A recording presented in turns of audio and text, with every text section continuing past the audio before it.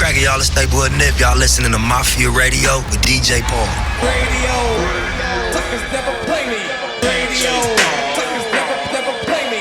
DJ Paul. DJ Paul. Yo, Mafia Radio with your boy DJ Paul KOM on Dash Radio the app, Dash Mixtape the channel, man. Today, special guest, my homie that's on tour with me, Ouija Macc, you know what I'm saying? We're gonna holler at Ouija Macc, we're gonna play some of his music. We live on the tour bus, as you can see. We ain't in the studio in Hollywood, so let's get into some music, man. We'll come back with my homie Ouija Macc. Yeah!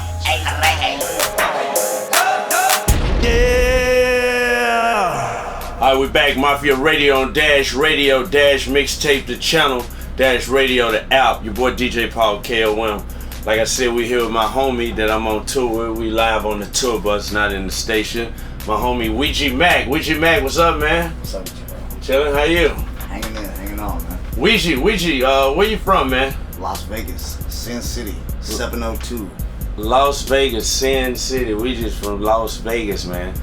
How's it growing up in Las Vegas? You seen them before when it wasn't all these crazy casinos, when it was just like little shit. I mean, before they started bulldozing all the neighborhoods and shit. I mean, at the time growing up, it was beautiful. Like, it was awesome. Like, we were little kids and we had the strip to just go run amok on. Like, so we had fun as fuck. But it wasn't until I got older and see how like other people grew up that I realized how shitty my childhood actually really was. But at the time, I loved every fucking second of it. Like, it was great. I fucking had a blast as a kid. Like every child, I found the fun and I had that shit. You used to go ride the roller coasters on the roof of the casinos? Goddamn right. Just have all the licks to all the casinos. We used to sneak in everywhere. Back in the day, you had to wear a suit in the casino, but that probably was before you was even born. Yeah, it was before you was born. It was. My dad actually, shout out to my dad, he was a food and beverage manager at casinos. So when I was a kid, like, he would walk me through the casinos and like show me off to all the cocktail waitresses and shit and try to get some pussy.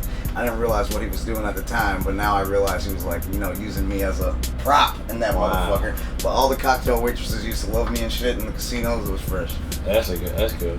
Speaking of pussy, growing up in Las Vegas, which is probably can be considered the home of prostitution, wouldn't you say? That is a common thing. How were you when you got your virginity taken?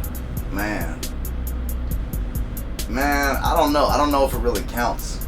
But I mean, I got my dick sucked by this old lady when I was like 7.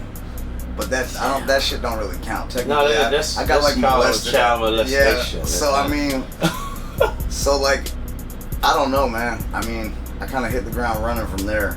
It was pretty young. When was that? I was fascinated. Pussy? I was fascinated by pussy at a very young age. I would probably say, like 11, 12 was when I actually got up in there. Damn. Some shit like that. Yeah, that's around the average age for me. I was late, man. I didn't get pussy till I was in the 10th grade. I went in raw, and then all the OGs were like, "You wore a condom, right? You know you got AIDS." And I was scared to say that I didn't wear a condom. So I was like, "Yeah, I wore a condom." And they were like, "Where'd you get it from? Where'd you get the condom?" They were like calling my bluff, and I was like, I like made up some shit. I was like, "I used a grocery bag." And goddamn, I should have never said that, man, because motherfuckers made fun of me forever. They fucking used to make fucking grocery jokes and shit. Like, oh man, it was bad. Nah, man, that ain't what we meant when we said first found bag, man. Right. No. Jesus Christ. So when they say the little psychopathic juggalo with the bag, they are not talking about the grocery bag from when I was 12 years old. It's a different kind of bag. Ouija's a freak, man. He fucked girls with plastic paper bags. It's a rumor. And plastic bags probably weren't even out back then. It probably was just the paper ones. No, it was regular plastic grocery bags. Oh, thank God. So, when did you start rapping? I started rapping at a really young age. Kindergarten. Kindergarten? Yeah, I don't know how old I was in kindergarten, but in kindergarten. Basically, it's Eazy-E's fault. Eazy-E was like the first rap shit that got stuck in my head. And like, I was walking to go get my friends. I had 2 friends that I used to hang out with in my neighborhood, and their mom was the lunch lady at school. And so I would be walking to their house, and I was like rapping the shit. I'm like, my name is Eric, which a lot of people don't know. My birth name is Eric. Yeah, So like the Easy E, like I adopted the E thing, and then I started telling people, yo, don't call me Eric no more, call me E from now on. You know what I'm saying? Like I started, developing like a whatever, like a swag about my shit. So anyway, I would like change Easy E lyrics to be me, like to be my shit. I would just change like whatever he would say into some shit that I was doing in my life. And I would make these little raps and shit that I would just do by myself. I was hella embarrassed. I wouldn't ever let anyone know that I did that shit. But my homie's mom had the window open and overheard me rapping some shit. And when I came to the door, it was fucking over. Like, when I knocked on the door, she ripped the door open. Was that you rapping? I heard you rapping. You gotta rap for me. And I was like, oh, fuck. Now I'm done. And so, like, she was like badgering me for like 15 minutes talking about, like, my sons can't come out and play with you unless you rap. Oh, and so I had to rap, so I did the fucking rap, and then she, like, made it a huge deal, like, it was so dope. And I knew it wasn't that good, but it felt good to be like praised for doing it or whatever, and like it encouraged me. So then she started harassing me at school because she was the fucking lunch lady, and I used to get free lunch.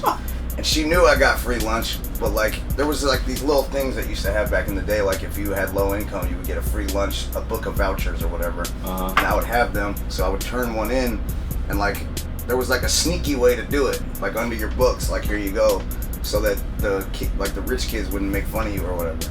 So I would hand it to her, and she would kind of like be like, yo, I'm about to fucking air you out if you don't spit something for me. Like she would like make me do it to get my fucking lunch too. Jesus Christ, she's a big fan. So basically, like I had to start creating dope shit. Like now I'm getting put on the spot all the fucking time.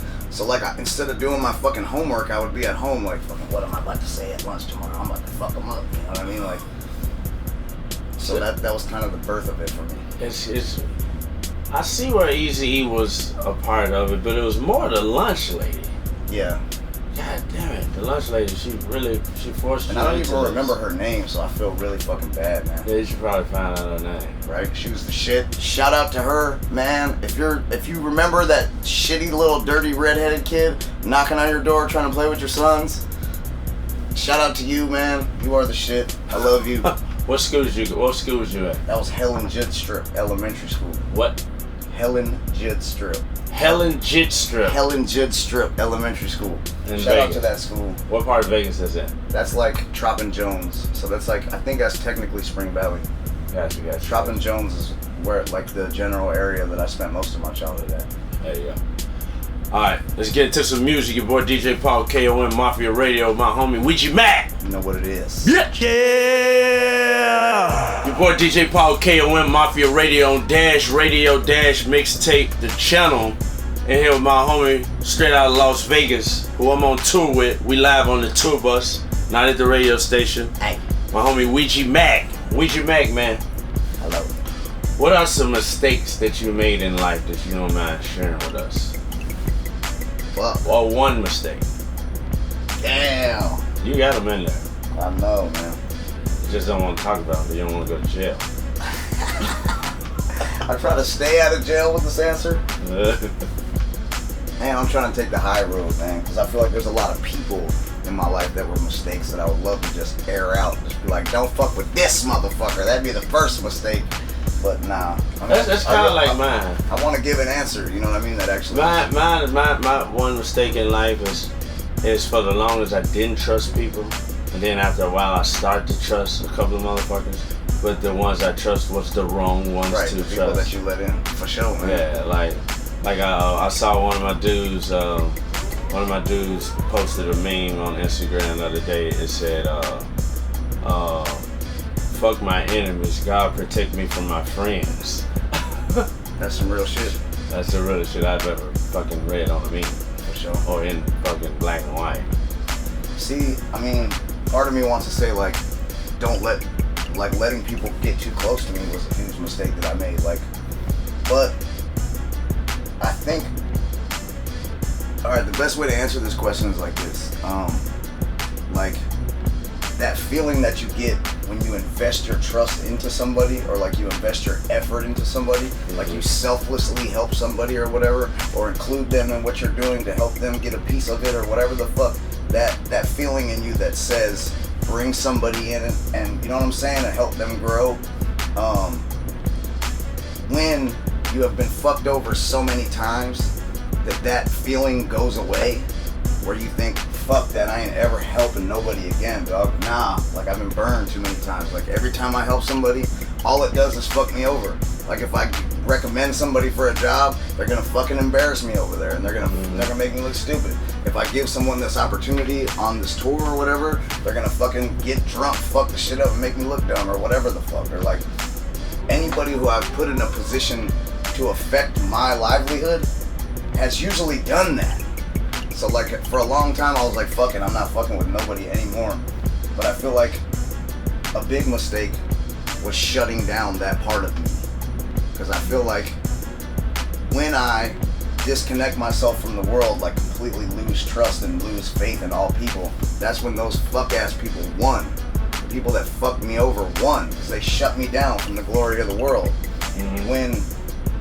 When I don't do that, when I continue to reach out, like when I continue to try to build with people and do the shit that is blown up in my face, like getting back up and actually trusting the universe again is what led me to where I'm at. Because I was in a dark ass place where I didn't fuck with nobody. And it was actually a conversation I had with Violent J, man, that taught me that shit. Like we were just both going through some shit with people fucking us over. And I was like, man, I just can't do it no more. Like I just can't fuck with nobody no more. And he told me, he's like, as soon as that feeling inside you dies, they won. And that's kind of like, so I guess, yeah, one of the biggest mistakes I ever made was thinking I could do this shit by myself. Even though 99.9% of the shit comes from work that I do. You can't do anything by yourself. Yeah, well, not jacking off, you can do that by yourself. But serious stuff. Exhibit A. You heard his hand jacking off. Me too. So real things that matter in life, yeah, you need some help. At some point, you gotta have some help. You can go a long way without it, but in the end, yeah, you're gonna need some help. But you do a lot of stuff on your own, man. That's what I like about you, man. You do a lot of stuff on your own. You came here on a tour, you got your own CDs pressed up, you got all your shit. You real good when it comes to your social media and all that. You showed me how to turn myself into a woman. Hey! With Snapchat filters and, and it... And it blew up in your face. It's his fucking fault, man. Everybody on there said, "Oh, dude, this gay." It's his fault. All right, so, blame me. Yeah, all so right. you're real self-sufficient. And you got a deal. You did a deal with Psychopathic, but you still feel that it's best that you have to do as much stuff as you can on your own. And why you feel that? I just feel like you want something done, you got to do it yourself. Any artist could sign to a label and grab onto the label's pocket and get pulled along for the ride. Anybody can do that. A person that doesn't even create art right now can grab onto that pocket and become an artist or become visible or become whatever the fuck. I think what I'm trying to do is something a little bit bigger than that. For myself and for whoever the fuck I'm involved with, whoever is around me. Like, I definitely want, I want a level of growth for everyone around me that's not possible if I'm not doing everything I can. I want to see everyone around me more successful than they are, and that's not going to happen if I'm not going 110. Yeah, you got to go 110. For sure. And then the label is going to be more happy about getting behind you when they see that you're doing so much work on your own, because they know that they giving 100%, you giving 100%. That's gonna get everybody further with the project. It can't just be one sided. Right. I did that before, and it's hell. Right. It made me never want to sign an artist again in my life. But when you get somebody like Ouija Macc, that's gonna be on his own doing independent stuff, helping out, then it makes the world a difference. Right. Yeah. If you keep that up, man, you're gonna for sure blow up. You gonna remember me when you blow up, man? Yeah. You're not already blow up. Yeah. That's why you're on this radio show. Hey, you know what the fuck it is. Ouija Macc, man. DJ Paul KOM Mafia Radio. We'll be back. Let's get into some music. Yeah. DJ Paul KOM, Mafia Radio on Dash Radio, the app, Dash Mixtape, the channel. Dash. On the tour bus. You know, we ain't in the studio live on the tour bus because we on tour right now. And this my homie on tour with me, Ouija Macc, but we've been homies before the tour. He just ain't made his way over to the radio station. Ouija, you was in a situation back in the day where somebody tried to take your life. Yep. How much does that change your life? You look at life totally different, I would imagine, after something like that. You appreciate things that you didn't probably appreciate as much. Fuck yeah. I would think. Yeah. But what did that do different for your career? I mean, in a sense, it created it. Like rapping is something that you was already doing. Right, like I rapped and shit. Rapping has always been a part of my life. But actually recording it and taking it seriously was something that I started to do young, but then the streets kind of took over a little bit, and I stopped taking that shit seriously. Got after money, got after bitches and shit like that, and kind of lost focus. Got locked up, got involved in shit. Just ultimately didn't take it seriously, and it definitely took a near-death experience for me to evaluate all the shit I was doing that wasn't what I loved doing. It was just to get by. Right. And there's no perspective like fucking a hospital bed, you know what I mean? For sure. And then I definitely started evaluating just, everything. Like the people that I allow in my space, what I do with my time, all that shit. I had to learn how to walk again. How long did that take? I want to say about a month before I could actually stand up, actually not have to lean on nothing ever. Actually stand up a whole day or whatever, about a month. Yeah, that alone will make you appreciate shit. Hell yeah. You got motherfuckers that just like to sit at home all day on their fucking couch and do nothing. I'm gonna tell you a story, man. I was sitting in a hotel. I was staying in this shitty ass motel while I was healing up and shit. And Robin Big was on TV, on MTV. And it was like a fucking marathon or something. And I was stuck in the bed and my leg hurt so bad I couldn't get up. And we're talking about, I love Robin Big. That shit's hilarious, dog. Yeah, I was on the 12th fucking episode in a row and I just wanted to watch something else. And I couldn't fucking get up. And on everything, I just laid there and I fucking cried watching Robin Big. Fucking fuck, dog. And then it made me laugh again, you know what I'm saying? And that broke me out of it. But for a second, it was so fucking depressing, man. Watching Robin Big? Yeah, not being able to get up. Because I couldn't get up. But then some shit happened. Shout out to Robin Big. R.I.P. man. R.I.P. to Big, man. Yeah. Shout out to Rob. Christopher Big Black Boykin. Yeah, shout out to him, man. I was on their first episode. Yeah? Yeah. Damn. The first episode when the show first came out. You know what happened? We was going to their house to film, and they was like, do y'all want anything specific in the green room, which was another bedroom in the house? And I was just pushing. I love Skittles. I don't eat candy no more, but I was in love with Skittles. And I saw where supposedly Andre 3000 with Outkast did something like this for a concert. So I said, fuck, I'm gonna try it. And I told him, I said, yeah, I want all red Skittles in a bowl, big bowl, all red Skittles. And it's like, you serious? And I'm like, yeah. And it's like, okay. And I was like, there's no way in the fuck they gonna do it. We get to Rob's house, we go in the room, and they got a big bowl with all red Skittles in there. And I was like, what the fuck? Did y'all seriously fucking do this? Right. And it's like, yeah, you asked for them, so we had interns to sit up and do this all day. That's fire. Yeah, it's super fire. I mean, if I'm inviting you to my house and I say, hey, is there anything I could do to make your stay more... If you ask me for some fucking red Skittles, I'd figure that shit out somehow. Fuck it. I mean, hey, we all got our comfort shit. It was a big bowl like this. Crazy. I wonder how many bags of Skittles did they go through, because if it's 100 Skittles in the bag, how many of them is the same color? I I mean, in all fairness, if you like Skittles, being the guy that gets to eat the green and the purples and all the other ones, somebody had a nice day. You know? Somebody has a nice week. Hey, did you just see the red one? The fuck you think we're doing here? The blue ones, dummy. Eat the fucking green ones. Man, that shit was crazy as fuck. It was a blast. Alright, let's get to some music. Your boy DJ Paul KOM, Mafia Radio, my homie Ouija Macc. Hey. Yeah, your boy DJ Paul KOM, Mafia Radio on Dash Radio, Dash Mixtape the channel, on tour, on the tour bus with my homie Ouija Macc, straight out of Las Vegas. But he's been all over the world. He's lived in New York. Yeah. Lived in Detroit. Yes. And lived all over Michigan. Shout out to Flint. Big shout out to Flint, man. I love Flint, Michigan. Everybody out there, shout out to the men's club.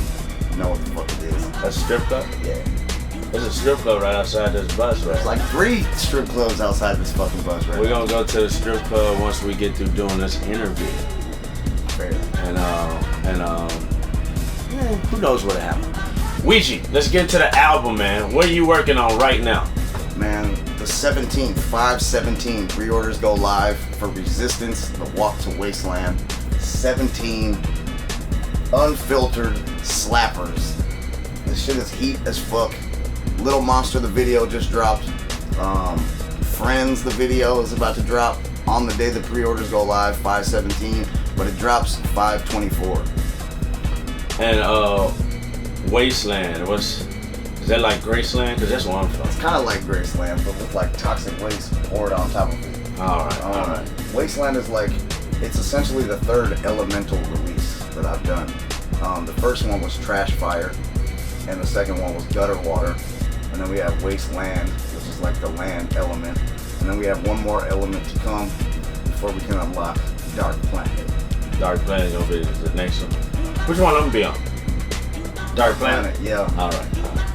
I should have been on Wasteland because I'm from Graceland, man. Man, well, you can still be on Stale Wind. Stale Wind is the last element before Dark Planet. I'm getting confused, man. Is this a fucking science class or something? Yes, it is. And that'll be out May 24th. May 24th. The day before the birthday of Gutter Water. There you go. This guy's creative, man. Creative as fuck right now. So, Ouija Macc, how can we find you? Where we can find you on social media? Yeah. Of course we can find you. What is it? Instagram is @FuckWouija with 2 C's. FuccOuija. And then on everything else, just search for Ouija Macc. Ouija Macc. Make sure y'all holler at Ouija Macc, man. Your boy DJ Paul KOM at DJ Paul KOM, Twitter and Instagram. Mafia Radio on Dash Radio, Dash Mixtape the channel. Live on the tour bus. We'll holler at y'all, man. Mafia. Ouija Macc. Radio.